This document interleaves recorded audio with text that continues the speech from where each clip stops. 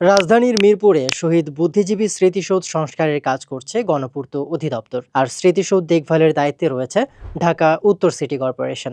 অবশ্য চলমান সংস্কার কাজের মধ্যে এই স্মৃতিসৌধ ভেঙে ফেলা হচ্ছে বলে সামাজিক যোগাযোগ মাধ্যমে সমালোচনা শুরু হয়। অনেকে স্মৃতিসৌধের ভিডিও শেয়ার করে বলছেন সেটি ভেঙে ফেলা হচ্ছে। গণপূর্ত অধিদপ্তরের তথ্য অনুযায়ী ২০১৩ সালে ঢাকাস্থ শহীদ বুদ্ধিজীবী স্মৃতিসৌধের আধুনিকায়ন শীর্ষক একটি প্রকল্প ১২ কোটি টাকা ব্যয়ে অনুমোদন দেয়া হয়।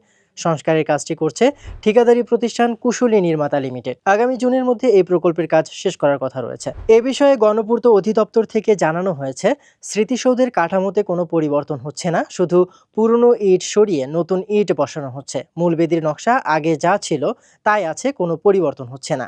আজ দুপুরে শহীদ বুদ্ধিজীবী কবরস্থানে গিয়ে দেখা যায়, কবরস্থানের শহীদ বুদ্ধিজীবীদের স্মরণে নির্মিত স্মৃতিসৌধটি টিনের বেড়া দিয়ে ঘিরে রাখা।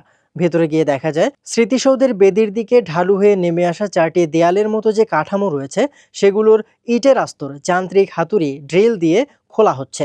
স্মৃতিসৌধের বেদির চারদিকে থাকা এমন চারটি দেয়ালের মধ্যে তিনটির আস্তর খোলার কাজ চলমান দেখা গেছে।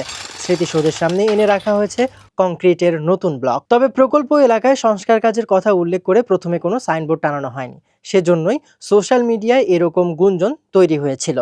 তবে প্রকল্প এলাকায় সংস্কার কাজের কথা উল্লেখ করে কোনো সাইনবোর্ড প্রথমে টানানো হয়নি, এই কারণে অনেকে বিভ্রান্ত হচ্ছেন বলেও কেউ কেউ মনে করছেন। শহীদ বুদ্ধিজীবী স্মৃতিসৌধ দেখভালের দায়িত্বে থাকা ঢাকা উত্তর সিটি কর্পোরেশন বলছে, স্মৃতিসৌধকে নতুন করে সাজানো হচ্ছে। স্মৃতিসৌধে থাকা পুরনো ইটের আস্তরণ যান্ত্রিক হাতুড়ি দিয়ে সরিয়ে ফেলা হচ্ছে।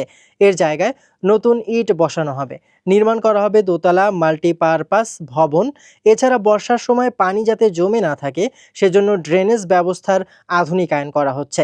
গুরুত্বপূর্ণ ব্যক্তিদের জন্য রেস্ট হাউস নির্মাণ করা হচ্ছে।